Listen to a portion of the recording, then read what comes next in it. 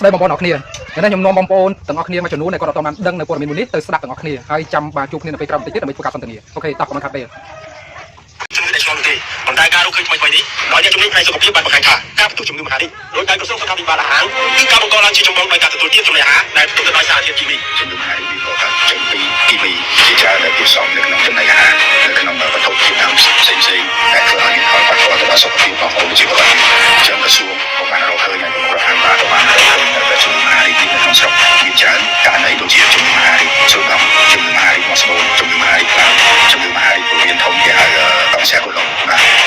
ជំងឺមហារីកផ្លូវរំលាយអាហារជាច្រើនទៀតហើយជំងឺមហារីកឈាមជំងឺមហារីកខួរក្បាលទាំងអស់ហ្នឹងហើយដែលវាប៉ះពាល់មកទុកនៅលើសរីរាង្គកាយយើងហើយមួយទៀតជំងឺមហារីកចំណុចរំលាយអាហារយើងសិនច្រើនហើយលើបាទការលើកឡើងពីជំងឺផ្នែកសុខភាពនេះនៅtrongពេលដែលក្រសួងសុខាភិបាលរកឃើញថាអត្រានៃការកើតជំងឺមហារីកនៅលើពលរដ្ឋកម្ពុជាកាន់តែមានកម្លាំងខ្ពស់ទៅគួរឲ្យព្រួយបារម្ភលោកជារដ្ឋមន្ត្រីក្រសួងសុខាភិបាលបានថ្លែងការណ៍ពីថ្ងៃទី5ខែឧសភាឆ្នាំ2025ហើយបញ្ជាក់ថាជារៀងរាល់ឆ្នាំប្រទេសកម្ពុជារកឃើញជំងឺមហារីកថ្មីប្រមាណ 20,000 ករណីហើយប្រភេទជំងឺនេះបានឆក់យកជីវិតមនុស្សម្នាក់នៅរៀងរាល់40នាទីម្ដងឬ38នាក់ក្នុងមួយថ្ងៃស្របពេលជំងឺមហារីក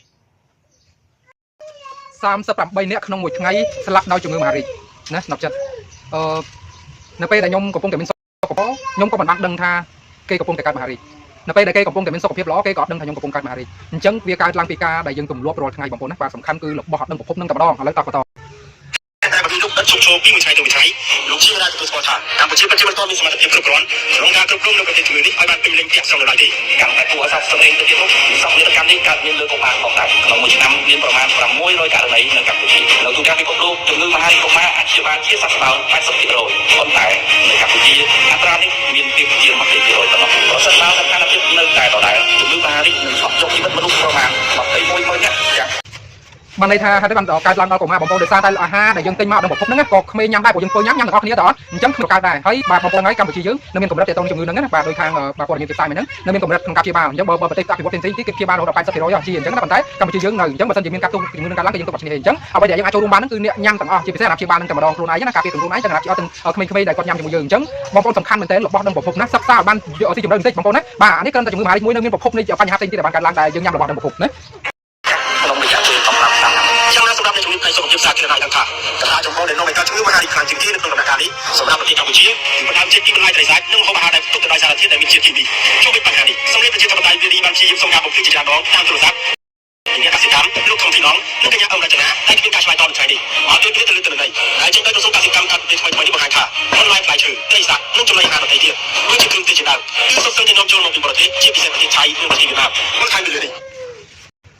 ះឬណាភាគច្រើនគឺប្រទេសជប់យើងនឹងឯងដែលយើងនាំចូលមកហើយភាគច្រើនអត់ដឹងប្រភពទេអ្វីដែលយើងអាចដឹងបានគឺយើងដឹងថាបាទរបស់ដែលអត់ទៅមានគុណភាពចេញពីប្រទេសទាំងពីរហ្នឹងបងប្អូនមានដឹងអត់បាទហើយបញ្ហាស្មុគស្មាញទាក់ទងនឹងព្រំដែនគឺបាទកន្លែងនេះវាពេលដែលយើងខ្ញុំនិយាយទៅគឺវាប៉ះពាល់ក៏ប៉ុន្តែបងប្អូនណាអ្វីដែលយើងអាចធ្វើបានក្នុងនាមជាយើងបាទជាម្ចាស់ជីវិតរបស់ខ្លួនឯងណាគឺយើងជាអ្នកយកចិត្តទុកដាក់យើងជាអ្នកតាមដានយើងជាអ្នកឃាបងប្អូនណាបាទអ្នកណានាំមកពីណាគឺសូមឲ្យយើងដឹងណាបាទសូមឲ្យយើងដឹងមុននឹងទទួលទានណាសម្រាប់ចិត្តបាទអញ្ចឹងរបស់អ្វីដែលខ្មែរមានណាដែលយើងអាចសិក្សាពីប្រភពបានយើងដឹងពីប្រភពនៃការចិញ្ចឹមនៃការផលិតច្បាស់លាស់ចាំយើងញ៉ាំបងប្អូនណារបស់ដែលនាំចូលទាំងអស់ភាគច្រើនខ្មែរមានទេប៉ុន្តែដោយសារតែតម្លៃមួយបាទហើយនឹងយើងខ្វះការយកចិត្តទុកដាក់តាមដានយើងក៏ទៅញ៉ាំនេះគឺជាចំណុចខ្សោយរបស់យើងដែលធ្វើឲ្យយើងប្រឈមនឹងបញ្ហាជំងឺណាចិត្តណាប្រយ័ត្នបាទកន្លែងនេះគឺខ្ញុំសង្កេតមែនទែនបាទនៅពេលដែលយើងពេលខ្លះខ្ញុំពិបាកថាដោយសារតែយើងរវល់នឹងការងារច្រើនពេកយើងក៏ភ្លេចតាមដានហើយយើងក៏មិនដឹងថាទៅរកណាហើយពេលខ្លះទៅរកទៅអ្នកទិញកុហកអ្នកលក់កុហកអញ្ចឹងយើងក៏ប៉ះនៅរបស់ទាំងអស់ហ្នឹងអញ្ចឹងគឺវាជាអកុសលណាបាទអញ្ចឹងបាទផ្ទាប់ជាមួយគ្នានេះក្នុងខ្ញុំជាប្រជាពលរដ្ឋខ្មែរមួយរូបនៅខាងខ្ញុំភូមិលងព្រីងគុំបន្លែស្រុកស្ទឹងខេត្តកំពង់ធំមានរបស់ធម្មជាតិនិងរបស់មានប្រភពជាច្រើនដែលសុវត្ថិភាពសម្រាប់ការញ៉ាំណាបាទជាច្រើនក៏ប៉ុន្តែខ្ញុំអត់ដឹងថាទៅដល់ដៃរបស់បងប្អូនឬក៏អត់ទេអញ្ចឹងបើសិនជាក្នុងការបងប្អូនបាទចង់បានរបស់ដែលមានពូជច្បាស់លាស់ទាំងអស់ហ្នឹង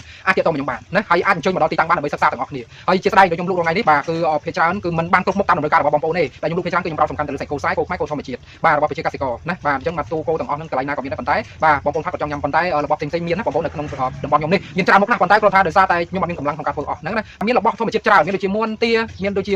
ក្រងពេញបាទនឹងសត្វផ្សេងៗទៀតណាបាទចង្រិតអីហ្នឹងគឺយល់ក៏អត់ហេតុតុងអីហ្នឹងបងប្អូនបាទគឺច្រើនមានក្តាមខ្សែក្តាមអីអញ្ចឹងណាខាងខ្ញុំសម្បូរយល់ទៅខាងខ្ញុំសម្បូរណាបាទសិក្សាពីប្រភពបន្តិចទៅភូមិលំព្រីងគុំឡាយស្រុកស្ទឹងខេត្តកំពង់ធំបងប្អូនញ៉ាំគឺឲ្យតែថាចេញពីតំបន់ហ្នឹងបាទគឺបងប្អូនយល់ល្អបងប្អូនមកដល់ទីតាំងម្ដងទៅមុនយើងដាក់ចិត្តការញ៉ាំប្រចាំបាទដើម្បីសុខភាពខ្លួនឯងអញ្ចឹងគឺខ្ញុំសប្បាយចិត្តនៅពេលដែលបងប្អូនចេះលើកបាទគេហៅថាតម្លៃសុខភាពរបស់ខ្លួនឯងគ្រប់គ្រងនៅរបស់ដែលមានប្រភពច្បាស់លាស់ណាកុំចេះតែញ៉ាំរបស់ដល់ប្រភពបាទបញ្ហាខ្លាំងណាស់បងប្អូនណាបាទអ្វីដែលគោលជំរឹងការលើទីផ្សារកម្ព ជាត្រូវបង្ខំចិត្តនាំចូលសាច់ពីប្រទេសជិតខាងចន្លោះពី20,000 តោនទៅ30,000 តោនក្នុងមួយឆ្នាំភាគច្រើននៃសាច់ទាំងនោះនាំចូលពីប្រទេសវៀតណាមហើយយូរម្ដងគេរកឃើញថាប្រភេទសាច់នាំចូលទាំងនោះខូចគុណភាពឬផ្ទុកទៅដោយសារធាតុគីមីខ្ពស់ជាដើមក្រៅពីសាច់សត្វនៅមានបន្លែផ្លែឈើនិងចំណីអាហារដទៃទៀតក៏មានសារធាតុគីមីមិនចាញ់គ្នាប៉ុន្មានដែរបើធៀបទៅនឹងសាច់សត្វដែលបាននាំចូលមកទាំងបច្ចុប្បន្ននិងក្នុងពេលកន្លងទៅរបាយការណ៍សិក្សាស្រាវជ្រាវដែលចេញដោយមជ្ឈមណ្ឌលសិក្សាគោលនយោបាយក្នុងពេលកន្លងទៅនេះបង្ហាញថាដើម្បីអាចបំពេញតម្រូវការចាំបាច់របស់ពលរដ្ឋនៅក្នុងប្រទេសរដ្ឋាភិបាលបាននាំចូលបន្លែពីក្រៅប្រទេសភាគច្រើនគឺវៀតណាមនិងថៃចន្លោះពី200ទៅ400 តោនក្នុងមួយថ្ងៃហើយបើគិតពីទំហំនៃការនាំចូលនេះរដ្ឋត្រូវចំណាយថវិកាក្នុងទឹកប្រាក់ជាង200 លានដុល្លារសហរដ្ឋអាមេរិកក្នុងមួយឆ្នាំពីការនាំចូលបន្លែតែមួយមុខនេះក្រៅពីនេះគេសង្កេតឃើញថាទាំងប្រទេសថៃនិងប្រទេសវៀតណាមដែលជាប្រទេសដែលប្រើសារធាតុគីមីនៅក្នុងបន្លែផ្លែឈើនិងត្រីសាច់ដែលមានកម្រិតខ្ពស់បំផុតហើយបើគិតពីការបោះដុំបន្លែផ្លែឈើដែលធំជាងគេនៅកម្ពុជាគឺផ្សារដើមគោក្នុងក្រុងភ្នំពេញមនុស្សបន្តចែកចាយទៅតាមបណ្ដាខេត្តក្រុងដទៃទៀតហើយថៅកែដែលចែកចាយប្រាក់មុខកសិផលសម្រាប់ទាំងនេះគឺជាជនជាតិវៀតណាមយ៉ាងណាលោកនាយករដ្ឋមន្ត្រីហ៊ុនម៉ាណែតថ្លែងនៅចំថ្ងៃនេះទិវាផែនការជាតិប្រយុទ្ធនឹងជំងឺមហារីកកាលពីថ្ងៃទី5ជំងឺមហារីកតោះបងប្អូនបាទ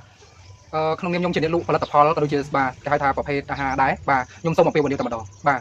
ខ្ញុំមកនេះគឺដោយសារតែខ្ញុំស្រឡាញ់សុខភាពអ្នកទទួលទានបាទដោយសារតែបទពិសោធន៍នៅក្រុងនោះវាជា20 ឆ្នាំហើយអញ្ចឹងគឺមួយវិញទៀតខ្ញុំឃើញថានៅតំបន់ខ្ញុំនេះវាជាសម្បុកធម្មជាតិតែម្ដងក៏ប៉ុន្តែជាកុសលបាទក្រៅពីការដែលឲ្យអ្នកទានខ្ញុំផ្ញើទៅគឺបាទខ្ញុំញ៉ាំរបស់ដល់ឪពុកដែរកន្លងមកណាបាទពួកយើងបានយកចិត្តទុកដាក់បាទដោយសារតែឃើញបែបនេះខ្ញុំគិតថាមួយចំនួនទៀតក៏ដូចគ្នាអញ្ចឹងក៏ខ្ញុំសម្រេចចិត្តថាខ្ញុំមកស្រុកកំណើតរបស់ខ្លួនឯងខ្ញុំនឹងបើកអាជីវកម្មមួយនេះដើម្បីបងប្អូនប្រជាពលរដ្ឋខ្មែរទាំងអស់គ្នាទទួលបានបាទពុត 100% សុទ្ធ 100% ហើយសុវត្ថិភាព 100% តែម្ដងបាទពីព្រោះរបស់ទាំងអស់នេះដែលខ្ញុំលក់ចេញទាល់តែខ្ញុំដឹងសាវតាដឹងប្រភពថាមកពីណាចិញ្ចឹមដោយអ្នកណាបាទហើយមានសុខភាពបែបម៉េចទៅខ្ញុំលក់បានបើសិនជាបាទឆ្លងតំបន់ឆ្លងខេត្តដែលអត់ដឹងប្រភពនៃបាទចិញ្ចឹមច្បាស់លាស់គឺខ្ញុំអត់លក់ទេមិនថាជារបស់អីក៏ដោយនេះគឺចេញពីភូមិឋានធម្មជាតិមួយណាបងប្អូនបាទនេះគឺជាបេះដូងរបស់ខ្ញុំបាទវាមិនចំណេញមានតាណាទេក៏ប៉ុន្តែវាគឺជាសេចក្តីសុខវាគឺជាសេចក្តីសុខរបស់ខ្ញុំជាអ្នកលក់បាទបងប្អូនថាខ្ញុំភ្លើល្ងងក៏បានណាបាទស្របពេលដែលគេលក់របស់ពីក្រៅប្រទេសគេចំណេញច្រើនបាទខ្ញុំបែរជាលក់អត់ទៅចំណេញពេលខ្លះខាតសឹងតែបាក់ជើងតែម្ដងបាទនេះគឺជាអ្វីដែលខ្ញុំជួបពិតប្រាកដបាទខ្ញុំក៏មិនដឹងថាខ្លួនឯងចូលជើងបានប៉ុណ្ណាដែរព្រោះយើងអត់ទៅចំណេញបងប្អូនណាបាទលក់ថ្លៃពេកក៏បងប្អូនពិបាកក្នុងការទិញដែរនៅក្នុងប្រទេសខ្មែរយើងហើយថោកពេកក៏បងប្អូនបាទគាត់កម្រងថាខ្លាចយើងចូលណាអញ្ចឹងក្នុងនាមខ្ញុំជាអ្នកលក់របស់ពិតរបស់សុទ្ធខ្ញុំបាទសូមអញ្ជើញស្វាគមន៍មកបងប្អូនមកដល់ទីតាំងបានម្ដងទទួលទានរបស់ខ្ញុំណាមកសិក្សាមកដឹងពីរឿងរ៉ាវរបស់បាទ